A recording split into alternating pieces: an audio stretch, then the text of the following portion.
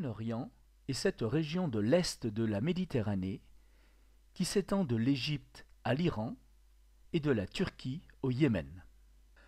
Le pétrole est devenu dès le début du XXe siècle l'or noir du Moyen-Orient. C'est donc une région stratégique majeure pour les pays occidentaux.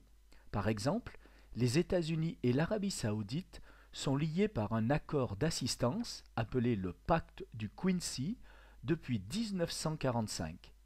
Le pétrole saoudien contre l'aide et la protection militaire américaine.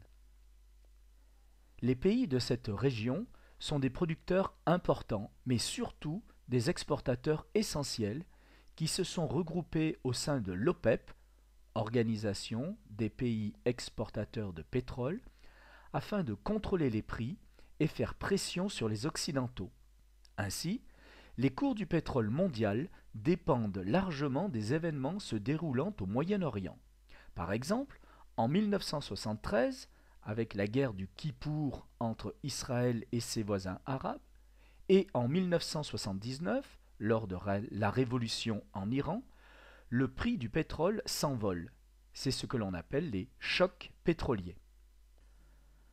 Au Moyen-Orient, les énormes recettes pétrolières, on parle de rente pétrolière ou de pétrodollars, ont surtout enrichi une élite au pouvoir, par exemple la dynastie Saoud en Arabie saoudite.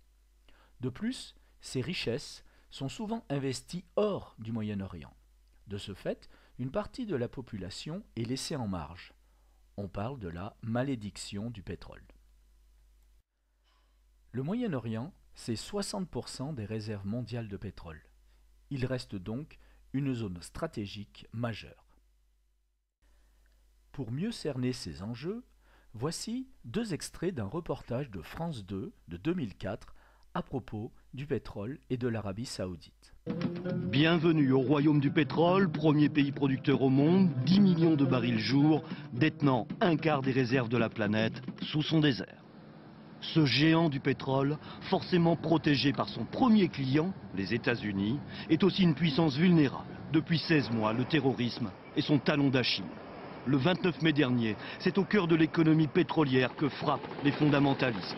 Les Français présents dans cet immeuble sont miraculeusement épargnés. La prise d'otages de cadres occidentaux se termine dans un bain de sang. L'Arabie saoudite, l'Irak et l'Iran, c'est 60% des réserves mondiales de pétrole de la planète.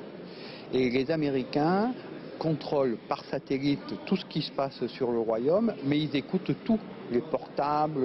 Et c'est une formidable compilation d'informations et de menaces de petits groupes qui viennent de l'étranger ou qui viennent de l'intérieur du royaume, qui sont anticipés et qu'on essaye de résoudre.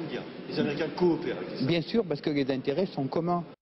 Ce reportage nous a permis de comprendre l'un des enjeux majeurs du pétrole au Moyen-Orient. En effet, les États, comme l'Arabie saoudite, qui sont de gros producteurs et exportateurs de pétrole, doivent absolument rester stables, par exemple face à la menace terroriste, et continuer ainsi à alimenter le commerce mondial de pétrole. Un autre enjeu majeur, ce sont les passages stratégiques par lesquels circule une bonne partie du pétrole produit au Moyen-Orient, qui doivent absolument rester ouverts, comme par exemple ici le détroit d'Ormuz, entre les pays du Golfe Persique et l'Iran. Un troisième enjeu concerne les pays du Moyen-Orient pour qui il s'agit de préparer l'après-pétrole. Par exemple, le Qatar multiplie les investissements, y compris dans le football européen.